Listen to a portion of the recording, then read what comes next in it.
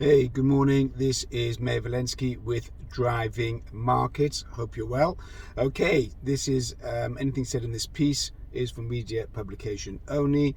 It's not investment advice, not financial advice. So let's kick off with Driving Markets. Driving while talking about markets. Okay, so yesterday again the US markets, UK, European markets came off, that went down on the back of the fear, of the worry, the concern about recession. Okay, it's quite amazing. So what you have very good economic numbers come out last Friday, which was the non-farm payrolls.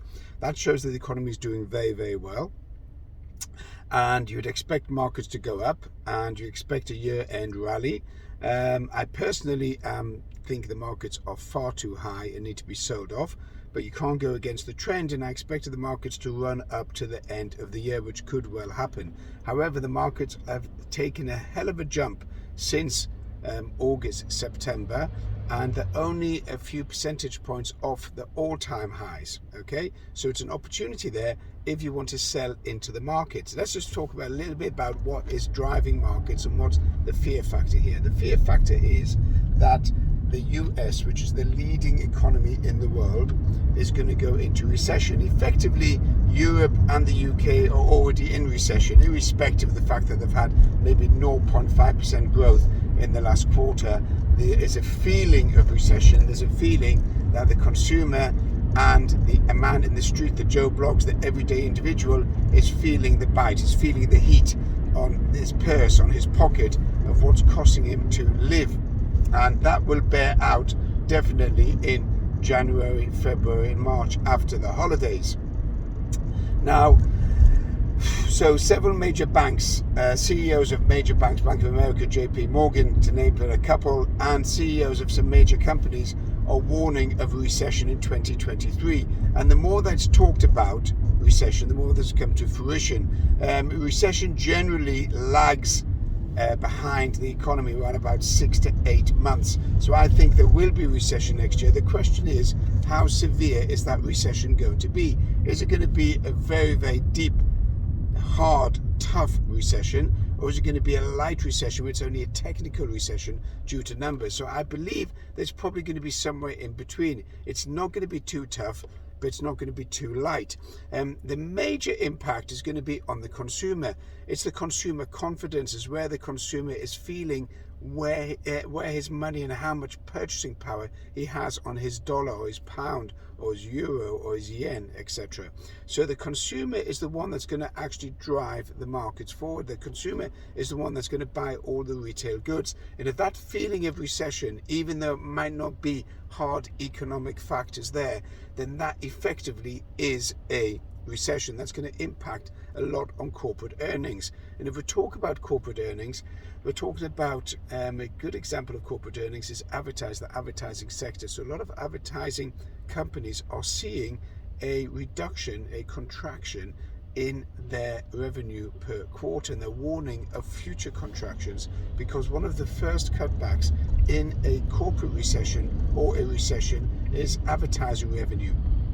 Which brings me on to Meta or Facebook. They had major US legal issues yesterday, so they fell out of bed. And I've been talking about Meta and Facebook is in disarray, and it's a sell. If you remember, over the last Instagrams and YouTubes, you can go back all the way back to the beginning of the year. And I've been saying to sell, even last year, sell Facebook. It's going absolutely nowhere.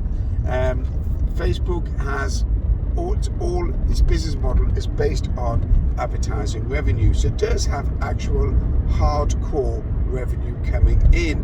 However, that revenue is contracting, it's reducing, so that's going to impact further on its profits. In addition to that, it's spending a huge amount of money on the metaverse, which I think also is a complete and utter waste of time. So as an example of a company that's going down the swanee or going down the drain, then Facebook and Meta, as they call it, is a great example. It's just going to go down, and it's going to continue going down. It's going to go down all the way down to below $75 a share. So at this level, Meta looks like, Facebook looks like a good sell, area to sell in.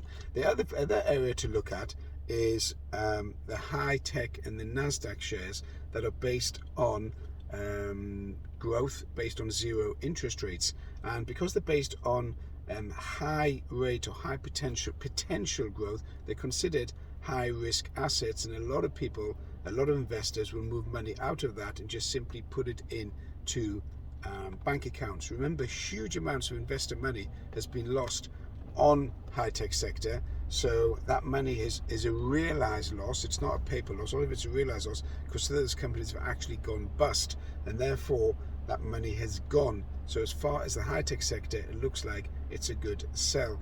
Going on to foreign exchange markets, I don't want to bore you to tears. The dollar again was strong against the majors yesterday. The reason being is because as the equity markets fall, then you'll find the US dollar will go up. I don't think the trend is broken on the short-term downward trend on the dollar. The way I see it, I think there is a slight correction downwards on the US dollar at the moment until the end of the year. I don't think that we're going to see major dollar strength. However, in 2023, I do believe in January, February, you'll start seeing the dollar getting stronger as economic numbers come out that indicate that inflation is going to go higher. So I don't think we've seen the end of the dollar rise, but short term, I think you're going to see the dollar lose some of its steam and come off against the majors, especially things like the pound, the GBP cable. I think that is a good buy. That's a buy BUY, not good buy BYE. It's a good purchase. I think it's going to go higher as far as cable is concerned. Cryptos, going on to Bitcoin. Again, I say the same thing every day. It's like a broken record.